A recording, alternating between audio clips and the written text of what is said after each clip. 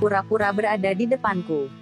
Donnie Wei sangat marah. Sebagai pewaris keluarga Wei, dia tidak ada yang berani berbicara pada dirinya sendiri seperti ini.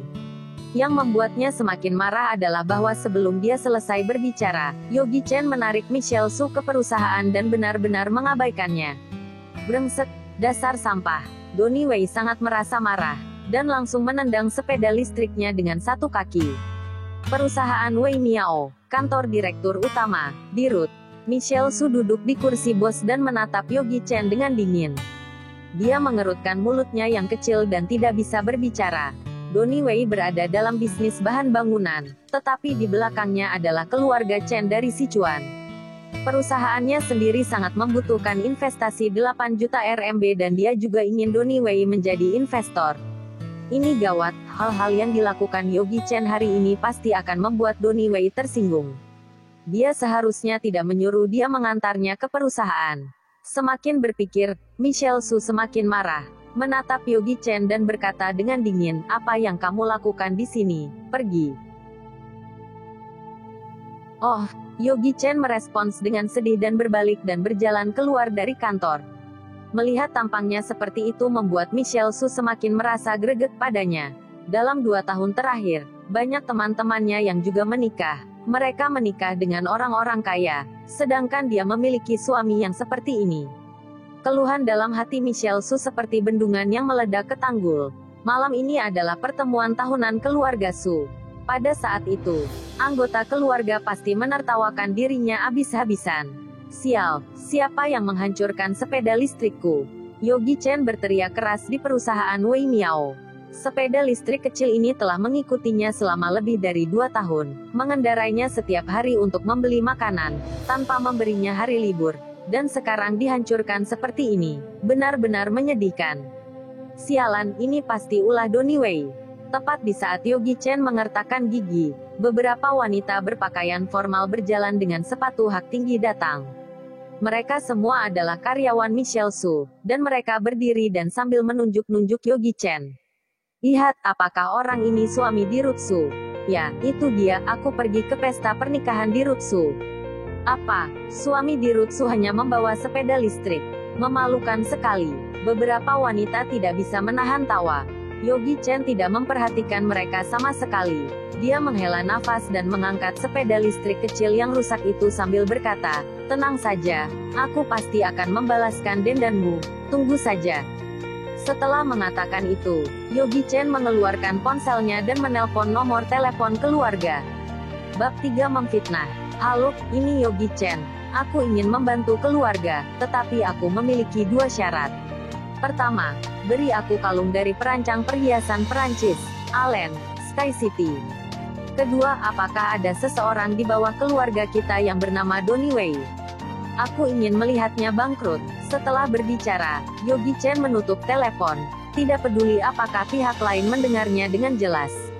Pada saat ini, telepon genggamnya bergetar dan menerima SMS dari Michelle Su. "Yogi Chen, beli 1 set pakaian baru untuk datang ke pertemuan keluarga Su tahunan malam ini. Jangan membuatku malu." Wealth Villa di kota Sichuan adalah tempat berkumpulnya orang-orang kaya di kota Sichuan. Orang-orang yang tinggal di sini kaya dan makmur, dan bahkan jika punya uang, mungkin masih belum tentu bisa membeli villa di sini. Dan disinilah tempat kepala keluarga dan Yogi Chen bertemu.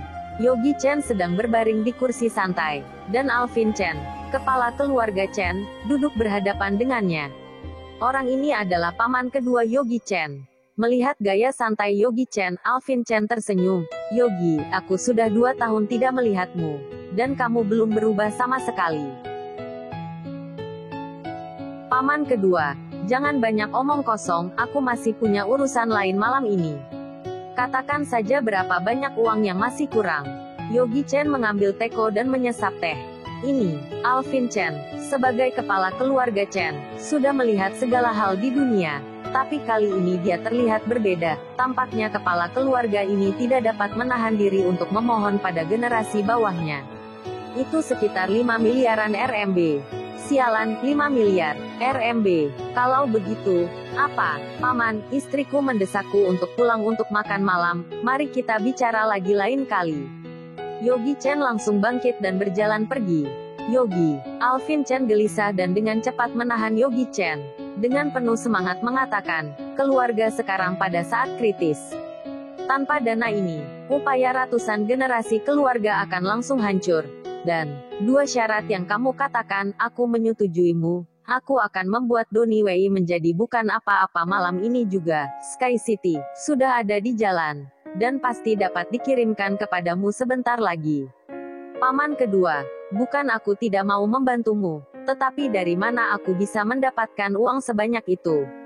Yogi Chen merentangkan tangannya dan berkata tanpa daya, Yogi, apakah kamu tega melihat keluarga yang melahirkanmu hancur? Ada 6 miliar di dalam kartu bankmu itu. Alvin Chen berkata dengan emosional, bagaimanapun di dalam tubuhmu masih mengalir darah keluarga Chen. Yogi Chen tersenyum. Tetapi begitu dia mengatakan ini, senyum di wajahnya berangsur-angsur hilang. Paman kedua, aku membeli saham Energy Group Jiangnan 2 tahun lalu. Dan sepupuku mengatakan bahwa aku telah mencuci uang, mentransfer properti keluarga, untuk mengisi kantongku sendiri. Ratusan anggota keluarga semakin menjatuhkanku, mengejekku, menyakitiku, dan mengusirku dari keluarga. Apakah ada orang yang berdiri maju untuk membelaku? Berapa banyak uang yang telah aku hasilkan untuk keluarga selama bertahun-tahun? Apakah kamu tidak memandang ini sebagai kepala keluarga Chen? Uang yang aku gunakan untuk membeli saham Energy Group adalah uang dari jerih payahku sendiri. Itu bukanlah uang keluarga Chen.